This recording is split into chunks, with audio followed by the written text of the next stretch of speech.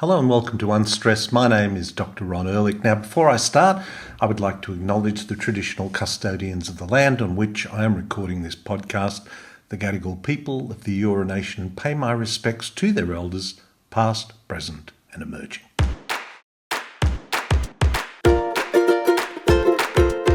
Well, today we are going to be exploring a problem that could be going on in many of our homes without us even knowing it and wreaking havoc on our health.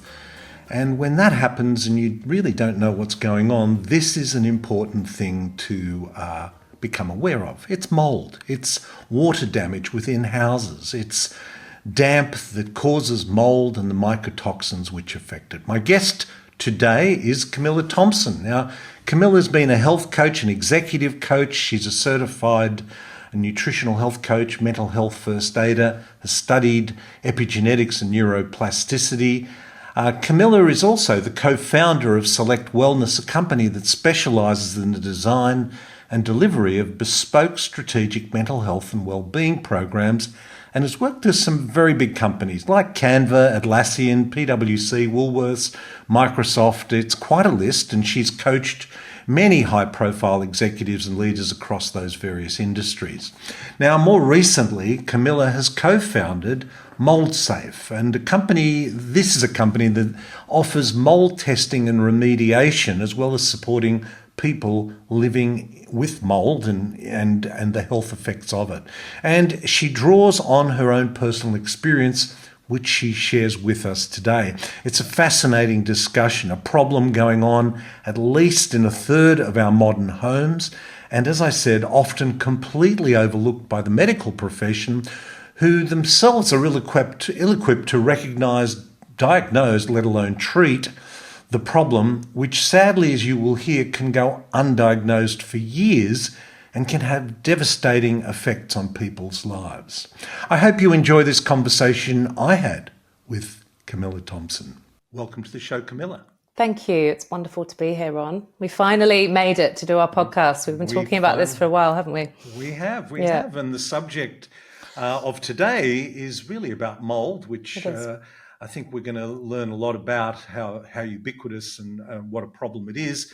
Yep. But you came into this interest in this area through personal experience, as often happens in health. Yep. Tell us a little bit about it. Tell us how it all happened. Yes. Well, I was living in the eastern suburbs in Rose Bay in a rental home, beautiful old home, the oldest house on a very expensive street. And our landlords were Polish. They were in their 90s. They'd been through so much in their lives and so many atrocities, and they weren't really concerned about keeping and maintaining the property. It wasn't one of their sort of priorities. And we had so much bad weather over the years, like really bad storms, and we'd had water damage on the house. It had been sort of band-aided and fixed up over the years. And I lived probably for about 8 years unknowingly in mould. So we knew that there'd been water damage. We didn't really know or understand the effects and impact of mould as much as I do now. So we could sort of see, but it was an old property, so it's very hard to kind of tell the extent of the damage.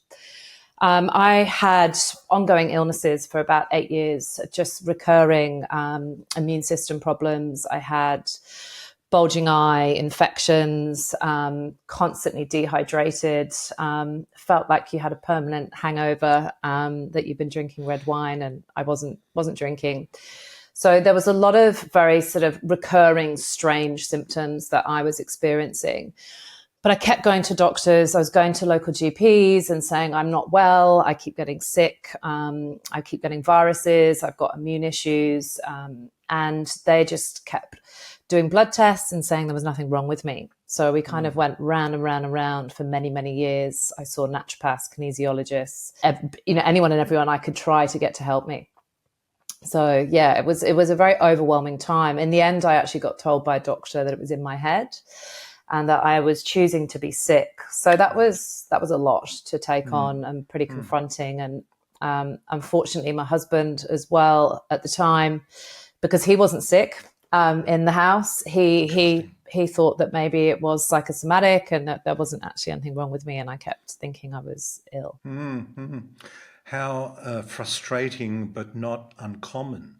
I mean, it's so interesting, isn't it, that unless we can put a label on it very quickly, because most we've talked about this several times, where most GP consultations are 10 to 15 minutes if you are lucky. Getting a complex story is frustrating for the practitioner and the patient, and if the result is, particularly if the doctor or practitioner doesn't know about something, then it has to be all in your head. Absolutely. And GPs have no educational training in mould. They don't even know how to test for it. So there's no available tests that they can do for mould. Occasionally you'll come across a GP who'll say, oh yes, I've had a patient that had mould on his lungs once or something, but they are just absolutely clueless, and I don't mean that in any way insulting, about mould illness. And Medicare do not cover any of the tests that are available. So it's very hard to get a diagnosis, and that's the problem. 25% of us, of the population, have what I call the mould gene, but it's actually a specific gene which is part of the celiac family, and it's the HLA-DR or DQ gene.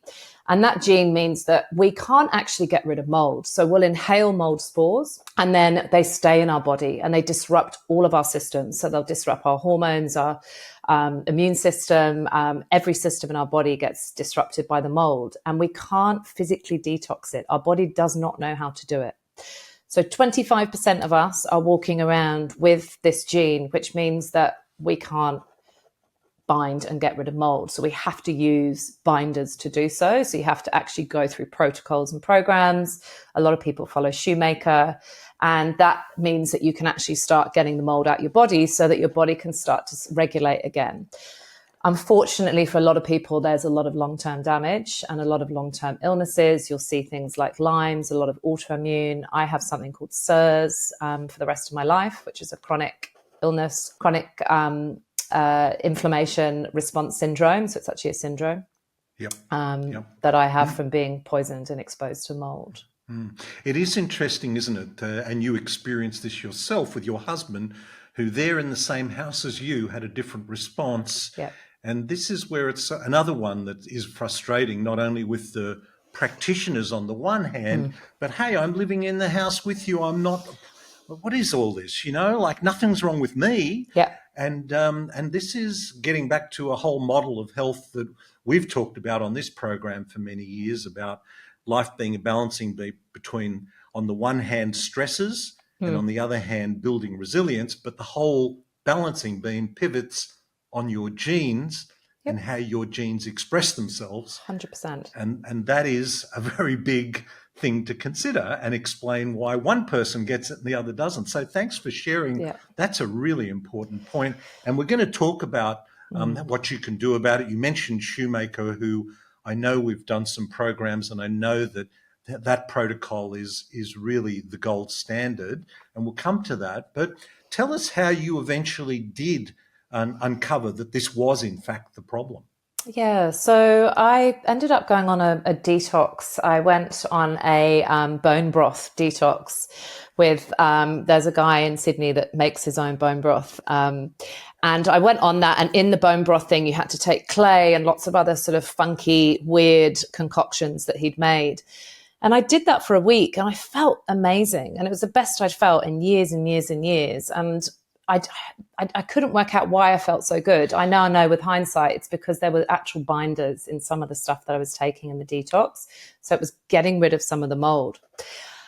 So I felt great for a week. And then after about 2 weeks after that, I went really downhill and I ended up, I was pretty much bedridden. I had what's called a sort of mimicking arthritis. So my body was like an old woman. So every bone was cracking. It was hurt. It was painful for me to walk. I went back to the doctors. I said, look, there's something seriously wrong with me. Again, blood tests. We can't find anything wrong with you. You know, go away pretty much. Camilla, were you still on the bone broth? No. I did it for a week. Yeah, okay. Did it for a week, felt amazing. And then I went dramatically downhill. So it must have got rid of some mold, but then also opened me up to then, I don't know. Because I know bone broth, I mean, it's a great thing. There are some wonderful properties to it, but it's also can be quite high in histamine as well. Well, this is possibly, so great point, Ron, because I think this is possibly what happened, is that I felt good for a short period of time, but then it aggravated my condition. Interesting. So I was bedridden, didn't know what to do, was feeling completely hopeless, and depressed. My mental health was all over the place. With mold, it really impacts your mental health. So your anxiety goes through the roof. You can get very upset and angry, something called mold rage, we call it. But that's where you just can't cope and you're so overwhelmed. A very good friend of mine came over to the house, and she'd been working for a mold remediation company in Sydney. And she came into my bedroom, and she'd been convinced that we had mold in the house. We couldn't see anything. So this is the thing. There's 4 people in a home. My husband, my 2 sons. My youngest son kept getting sick, so did I, but my oldest son and my husband were fine. So we really weren't aware that it was our house making us ill. So my friend came over and she just looked in this cupboard and she said, Camilla, you've got serious water damage here. And she opened up a cupboard in our bedroom, found the mold, showed us what it was, then went into my mattress. There was mold in my mattress, in my bedside tables, in my blinds, in our bathroom. Everywhere around us there was mold. And markings that I didn't realize were mold, because you typically think mold's black and sometimes it isn't. So there was all these different forms of mold that was growing in our house. She then went to all the different rooms in my house and found mold in every single room. My youngest son was one of the ones that was really bad as well. And my home office, where I've been working all day. So I was working all day and sleeping in mold. So I was really, and obviously I had that gene, so my body wasn't getting rid of it. Were you on the ground floor? Yes. Was it in? Yeah, it was a ground floor, and our landlords lived above us. Within 24 hours, we'd had to evacuate the house because it was so bad. And we had a team come in and do all the testing. So they came in and did, similar. I know you've had Nicole Bajisma on the No, podcast. please tell us again, because we cannot hear this often enough. So they came in and tested. So they did air sampling and surface sampling, and we got the reports back very quickly. And we were just told, you've got to get out of this house. It's not safe for you to be living here anymore. So, and we couldn't take any of our belongings because everything's contaminated. So if you take stuff with you, you're going to then contaminate another space, another area. So we spent 3 months living in a Meriton apartment. Once we got out the house, we realized the mold was bad. Finally, I could go to a functional doctor and I could get tested for mold, which I did. And hey, bingo, I was riddled with mold.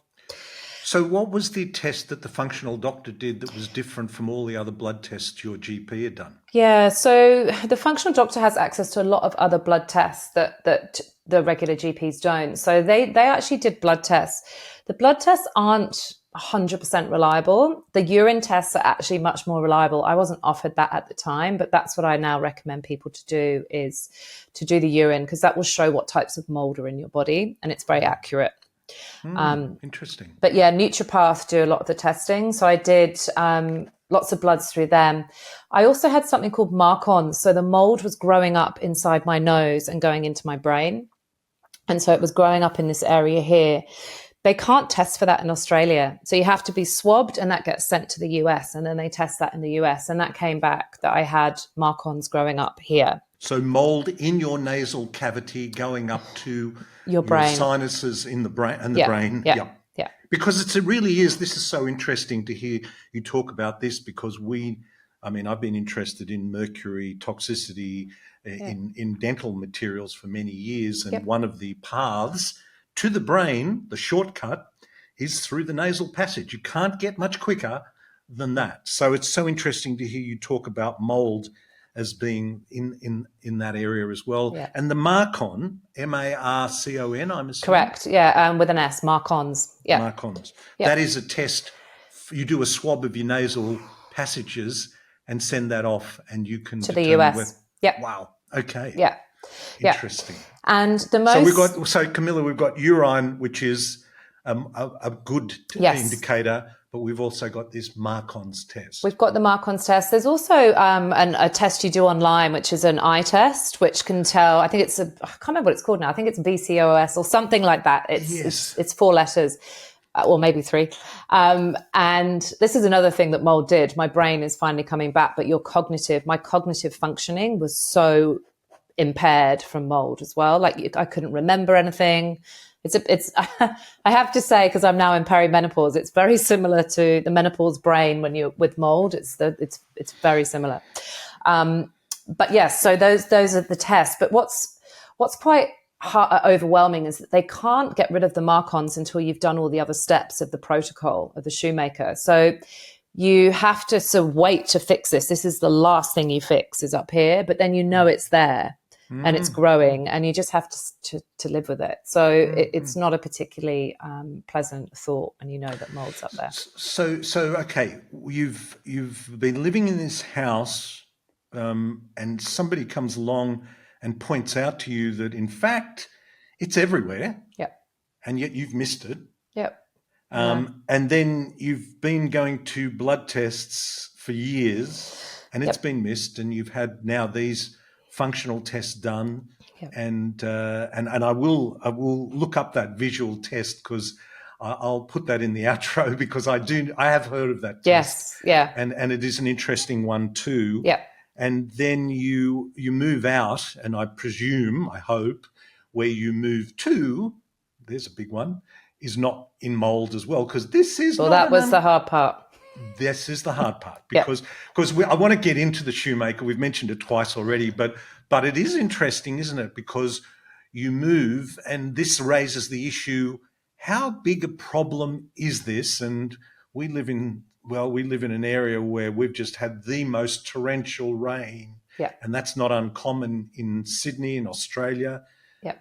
Well, we're living in a mold crisis, Ron. Like this, it is shocking. And we'll talk in a minute, but I've now set a business up supporting people with mold. So I'm talking and listening to stories every day. And it's heartbreaking what people are doing, particularly in social housing, elderly people in retirement villages, daycares. Like it's shocking.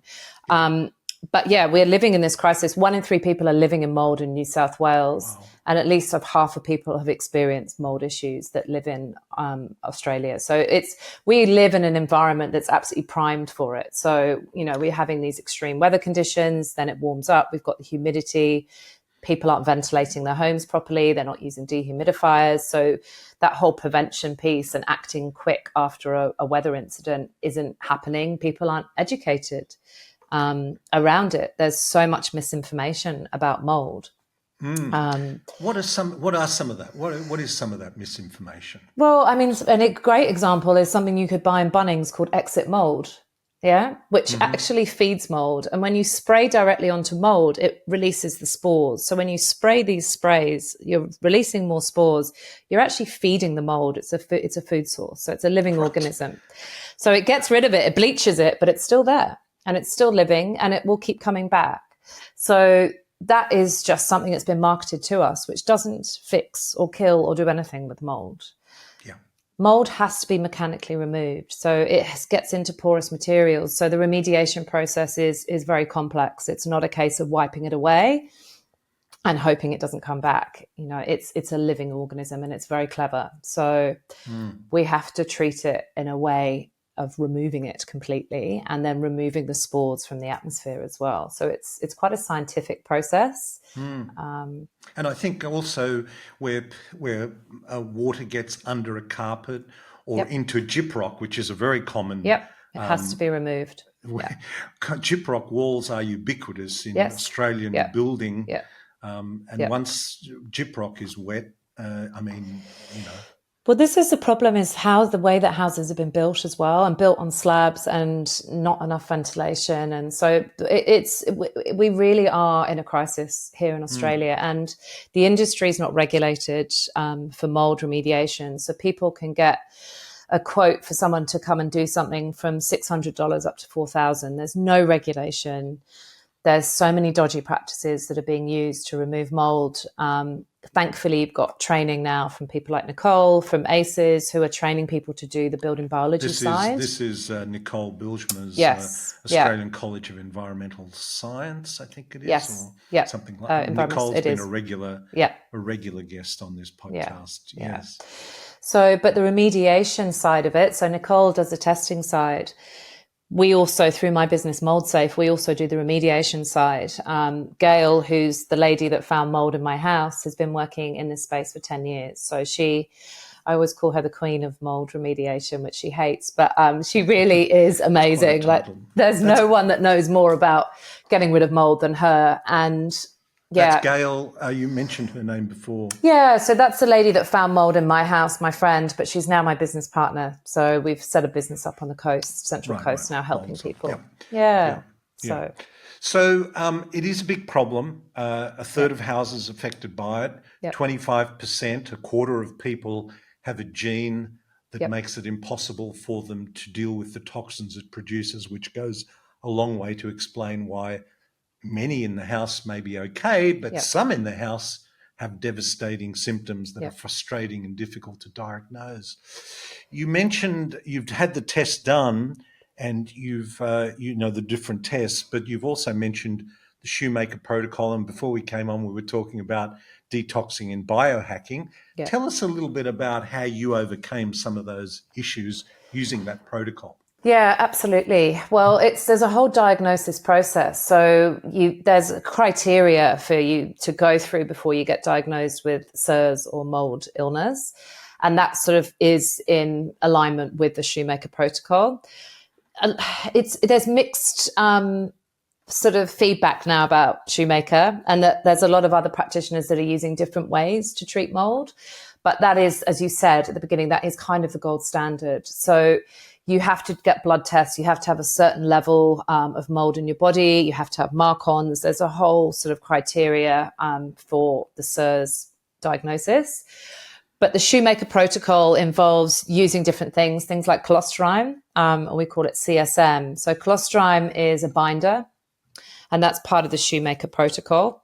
And what that does, it is a drug that was used around cholesterol, but it's what they use. It's the go-to for mold binding, and you take that every day. And the problem with colostrum is a lot of people are very sensitive. So when you've got mold poisoning, you're highly sensitive. So I am so sensitive to, I am low tox, completely almost chemical free in my house. My makeup, everything I put on my body is as natural as possible, because your sensitivities become so heightened when you've had mold disrupting your system.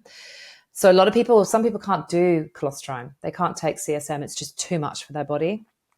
I got quite sick when I first started taking it, and then I had to half the dose, and then my body started getting used to it.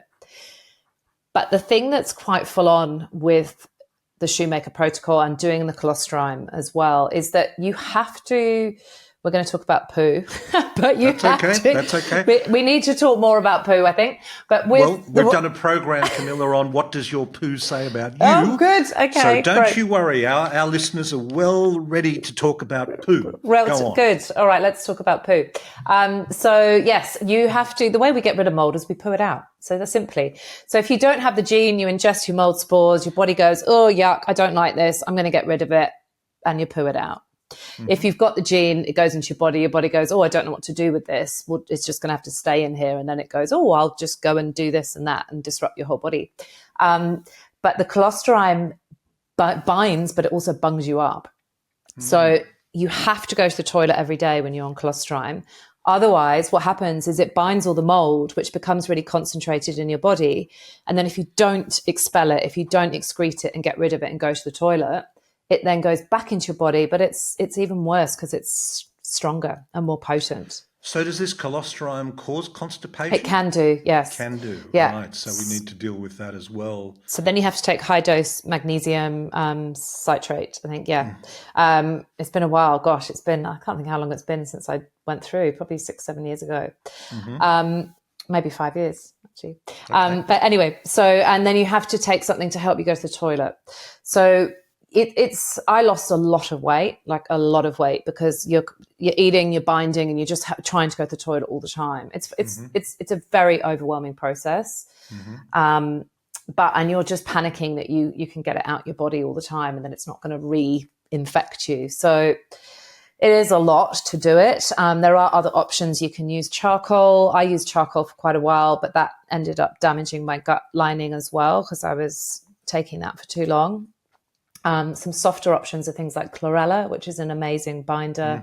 Okra is something you can eat, is one of the best binders from a food perspective. But yeah, charcoal, chlorella, clay. I currently take zeolite every morning at the moment, the crystal zeolite, which I'm loving. And that helps to get rid of the heavy metals. Yes. Often you'll have heavy metals if you've got mold as well. So it just seems to be that a lot of people also have that. So, yeah. I think the other thing is, in order to solve a problem, it always helps to know what that problem is. Yeah. I know that sounds obvious, but it's important. And then I think with something like this, it's also, and particularly detoxing in general, slower is better. Yeah. Slower is better, and you need to be kind to yourself and patient. 100%. When we say slower, Camilla, we're talking, it could take a year, really. It took me or 18 months. 18 months, Yeah. there we go. Yes. And patience is something I learned, because you just want that out your body. Yeah, it's so toxic. I talk about PTMD, which is post-traumatic mold disorder. Yes, okay. And it's a thing. For me, it was one of the most overwhelming times of my life. We lost our home. We lost all of our belongings. So all of our contents were written off, and, precious things from when my kids were babies, and photos and baby books and everything had to go.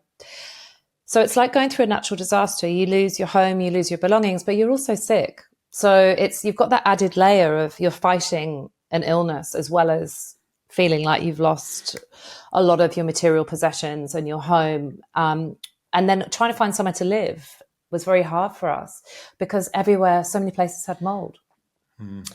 And then you have a fear, and the fear I went through, I went somewhere this morning that had water damage pretty bad. And so I've had to come home and take charcoal and start a little mini detox, because I was there for 40 minutes. I was exposed to a water damaged wall. I could see mold, but I couldn't leave where I was. And I just had to trust that my body knows what to do. And then when I got home, I will take some charcoal and I will go through the detox process for the next 24 hours. But previously to that, I would have had a panic attack. My anxiety would have gone through the roof, because the fear of getting infected by mold again is so overwhelming, because you know what you've got to go through to get rid of it, and you know how damaging it is. I wasn't able to go to friends' houses, shopping centres. I was pretty isolated for quite a while, until I suddenly changed my mindset. Yes. Yeah.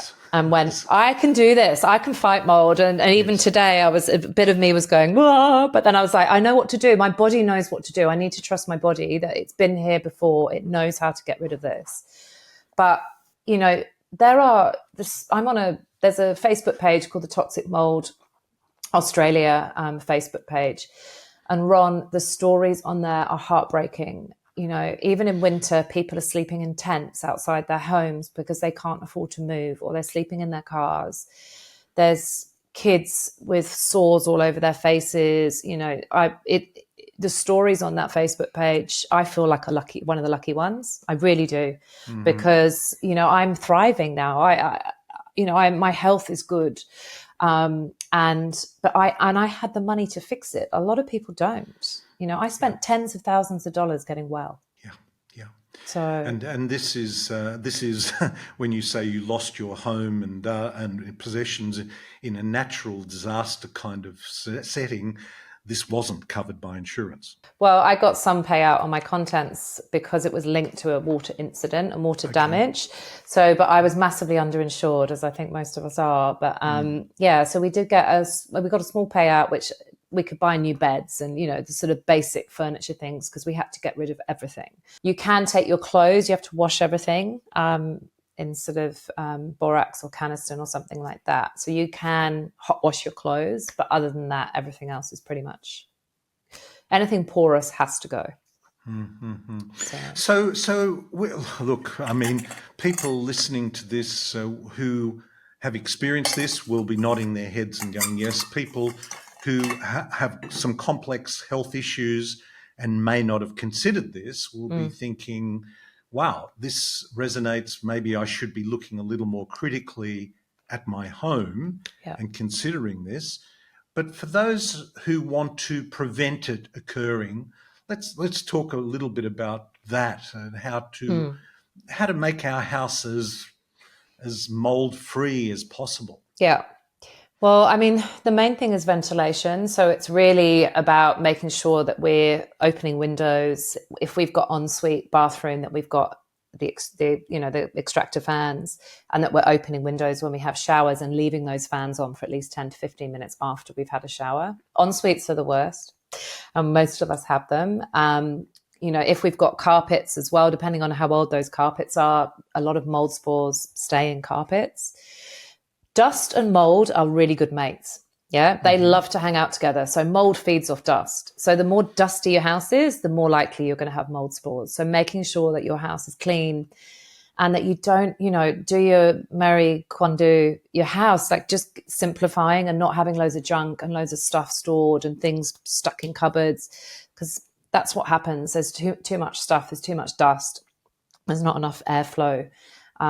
And so I think just simplifying things, making sure our house is clean, dust-free, dehumidifiers. Every house must have a dehumidifier in Australia. Like I didn't even know about them before I got into this journey of mold. I had no idea, that we needed dehumidifiers. And when you put them on for a couple of hours and you see the amount of water that comes out, it's like mind-blowing. You're like, how is this in my room? Yeah. It's interesting with those dehumidifiers, because similarly, and this happens a lot for me when I do a podcast, and I've done over 600 and I've interviewed Nicole 10 years ago. So first, I've interviewed her many times since, but when she mentioned that to me, I went and got a few dehumidifiers because you're just not going to pick up one and move it around the house. I've got about 3 in the house. And it is really shocking when you switch it on and you see the level of humidity, which is typically, when I start, it might be around 65% in the house. What do you think a good level should be in a room? Look, I mean, Gail's better off to answer this question. She's our mold expert. You might have to talk to her on the time. I think she aims to I'm sure it's around 50%. Right. 55, I think, about 50%. I think it's hard to get it down to 50. So where do you normally get yours to? Well, I go a little bit overboard because I know it's going to bounce back very quickly, and I usually set it for about 45. Yeah. 45 is ideal, but it's hard to get it. Yes. A lot of people get panicky because they're like, I can't get to 45. So we say, look, 50 is great, but 45 is ideal. But the amount of water you get in that tray in the machine is just unbelievable. It is. So that is a number one prevention thing, like dehumidifiers and, air filtration devices as well. There's some really great ones. I have Innova, yes. And that just pulls mold spores into it as well. It's got a charcoal sort of HEPA filter. Making sure your vacuum has got a HEPA filter so that when you're vacuuming, you're vacuuming up spores as well, because they stay in carpets and things like that. Don't feed mold. These exit mold bleach products are an absolute no-no. So there's ventilation, dehumidifiers, air filtration, and dust is a big one. So just making sure your house is really clean and not dusty. It does, in this time of preserving energy, energy conservation, this whole idea of sealing the house off has become, to reduce your heating costs, has become a double-edged sword, really, hasn't it? Because in doing that, we've created this part of this problem. Absolutely. And I think we see this all the time at the moment with this sort of the juxtaposition between landlords, tenants and agencies, and the tenants saying, okay, I've got an issue in my home. The landlord not always wanting to invest money to fix it. The agent's sort of stuck in the middle, and then it's a sort of a blame game of like, well, you haven't done this, or, you've had your dryer on and you haven't had the window open, so it's caused condensation. Look, I think, and also it's important to distinguish between mold as well. So we're all going to find mold in our homes. I still find mold in my home. I've just had to throw all our blinds away. They all had mold on the back.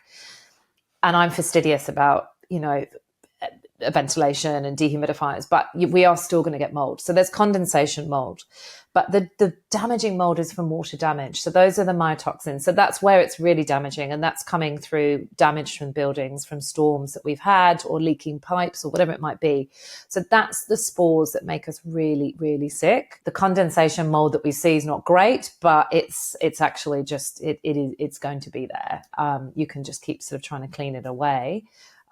Best to use just sort of soapy water and microfiber cloths to wipe mold. And every time you wipe, you then need to clean it, because you don't want to keep contaminating, but never spray directly onto mold as well, because as I mentioned earlier, the spores will release.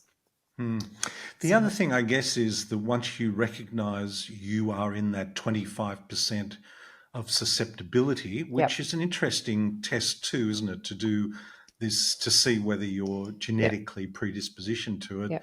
And interesting that your husband and one of your children is fine, but you and one of your sons is not. This is when, you know, this whole adaptive range that we live in becomes an issue, doesn't it? For some people, they can drink and smoke and do everything, you know, and they'll live to be 100. And others drink and smoke and die at 35 or 40, you know. So we need to really, with those that are susceptible, absolutely, it's a different story, isn't it? You have to build resilience into your system. You do, and you have to be aware. And so it's just being, aware that you are susceptible to that. The gene test is actually one of the only tests that's covered by Medicare. So you can actually do that one. So finding out if you've got that gene, it's really important. But I mean, what we're finding at the moment, there's Dr. Sandeep Gupta, who I'm sure you're familiar with. I have also done a podcast with Sandeep. Oh, okay. It was wonderful. He's been amazing. He has been the advocate and the champion around mold. He's gone to the government.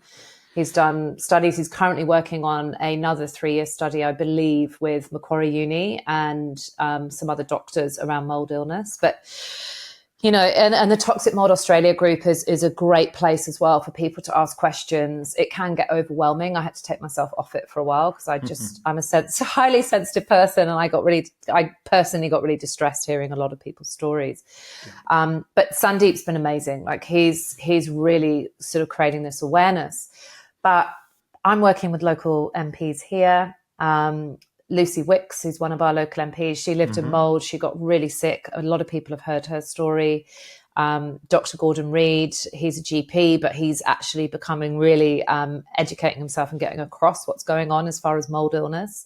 And he's been in Parliament last week in Canberra talking about this, saying we've got to regulate this industry. We've got to recognise mould as an illness.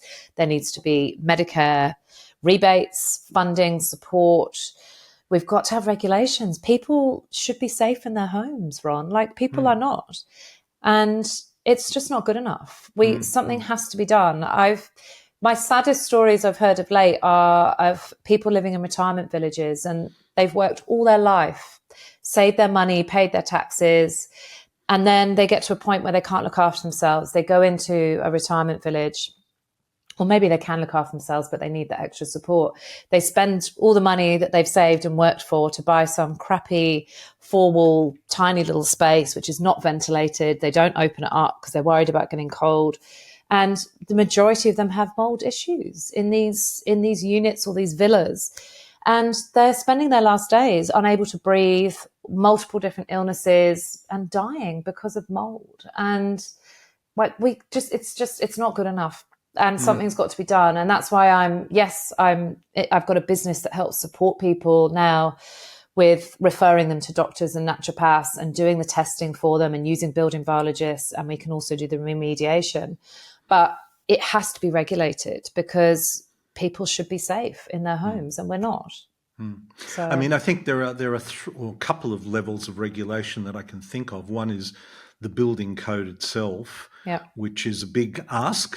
I think there are some powerful forces that are influencing government, and governments love to cut red tape to expedite things. So there's that. There's the regulation of actually recognising this as a serious illness, because I know you mentioned CIRS, C-I-R-S, chronic inflammatory response syndrome. but unfortunately it's not recognised as a disease in Australia, which is kind of ironic because chronic inflammation is the common denominator in every disease. Yep. So there's Correct. a bit of a contradiction in ambiguities, if ever there was one. And then we've got the whole support through Medicare of recognising that, and then the regulation of the industry to remediate, because even if spraying exit mold on can make it worse, oh my God, if you start digging around and remediating in inverted commas, you could be making things so much worse. Absolutely. Yeah. If you're exposing, we had a client who sent me some photos this morning where they pulled up their lino and there was just black mold underneath it. So they've pulled it up. So the spores will now have gone into the air. So you immediately need to get an air filtration device in to start sucking the spores and then removing the materials. But, they've just had to put the lino back down. And so it is. And I think it's, working with builders are starting to get much more educated about mold as well. But it's a whole system approach, Ron. And this is the problem. All GPs need to be trained on how to identify and diagnose mold and what tests to use. That's huge in itself. Yes. The whole building industry needs to be looked at. The whole, there's so much regulations around rentals and leases. I know in the UK now they've had a couple of young children die in social housing living in mold in the UK. And so they've got some laws in place now, and there's more regulations so that when you rent a property, it's had a mold check. And that's really what we're calling out, is that all rental properties have that stamp of approval where someone's come in and they've tested for mold and they've gone, this is a safe space for a family to live, or whoever to come and live into this home. And this is the sort of thing that building biologists do. Yes. And that again needs regulation, because that's not regulated either. You need to be trained, and that's why we've been very happy to have Nicole Bilgemer on and talk about her whole program, which I know from experience because my daughter has done it. Yes. Is a very rigorous My program. Girl's just done it too. Yeah, it is. There's so much to learn. And then there's training. So the IICRC is kind of the gold standard for remediation. So that's their protocol, is what everyone should be following. But unfortunately, people aren't. There's a lot of people, they call it spray and pray. They'll just come in and fog an area. They'll wipe the mold, fog it, and it's called spray and pray, that we hope that it will go away. But actually it causes more damage, it disperses more spores, and it's toxic. So, and it doesn't solve the problem. You need to actually remove where the water ingress is coming from and remove those porous materials or whatever. It's probably going to be a structural issue. So again, because it's not regulated, people don't know what they don't know, and they trust. And this is the thing, is that there are cowboys out there that aren't following the IICRC protocols. And there's training you can do with them. So there's water restoration training, there's mold training. Like there's so much going on in Australia, but it's not being regulated by the government. The US is way ahead of us. So they have had so many issues with mold, particularly in LA and a lot of areas. So they're much more across this. They're probably 5-10 years ahead of us. So. Well, Camilla, I want to thank you for coming on and sharing your story, and so many really empowering. I think it is empowering because, as I say, to solve a problem, it first of all helps to know what the problem is. And clearly this is a problem. So thank you so much for joining us. We'll, of course, have links to your site and all the information that you've mentioned. Thank you so much. Thanks so much, Ron. It's lovely to be here. Well, there was a lot in that episode, and things that were mentioned that I thought I'd just offer you a little bit more insight to. Camilla mentioned a test of the nasal cavity called MARCONS, MARCONS. It's an acronym for Multiple Antibiotic Resistant Coagulase Negative Staphylococci. Well, that's quite a mouthful, but it's an antibiotic-resistant staph that resides deep in the nasal passages of 80% of people with low melanocyte-stimulating hormone. That is, those suffering from biotoxin illness and other chronic inflammatory diseases. And the acronym for chronic inflammatory response syndrome is CIRS or SIRS. All these acronyms. But that is a Marcon's test. MARC, they're capitals, small o, capital NS. Now, the other thing that Camilla mentioned, and we will be releasing that episode that I did with Dr. Sandeep Gupta, who is one of the leading medical practitioners in Australia, who has studied with Richie Shoemaker, the Shoemaker Protocol. And actually you can access a lot of great information on the website survivingmould.com. Now, the Shoemaker Protocol also uses a visual contrast sensitivity test.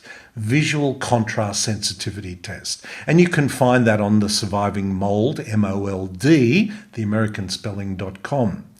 So the Shoemaker Visual Contrast Sensitivity Test is a screening system relied upon by the Shoemaker Protocol practitioners, patients and healthcare professionals and researchers all around the world. It will provide extremely valuable information to guide your recovery journey. The screening offers a symptom assessment that can help you determine if you're suffering from SIRS, C-I-R-S, or mould or biotoxin illness.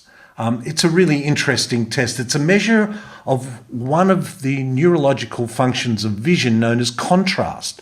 And biotoxins apparently impair the ability to detect subtle contrast within 24 to 36 hours after exposure. So this is a really good screening test that has 92% accuracy.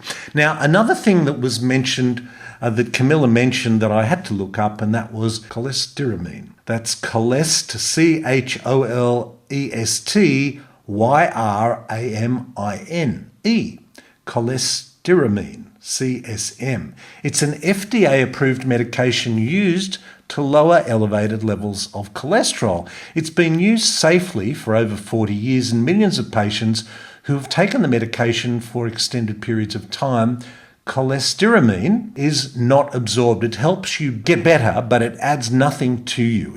All it does is it takes things away. So this is the binding mechanism of CSM, cholestyramine, and it binds cholesterol, bile salts, and biotoxins in the small intestine. So there's a few links. If you go to our show notes, we'll not only have links to Camilla's mould-safe website and that's available in Australia, but also to the Shoemaker Protocol and the Surviving Mould, MOLD.com.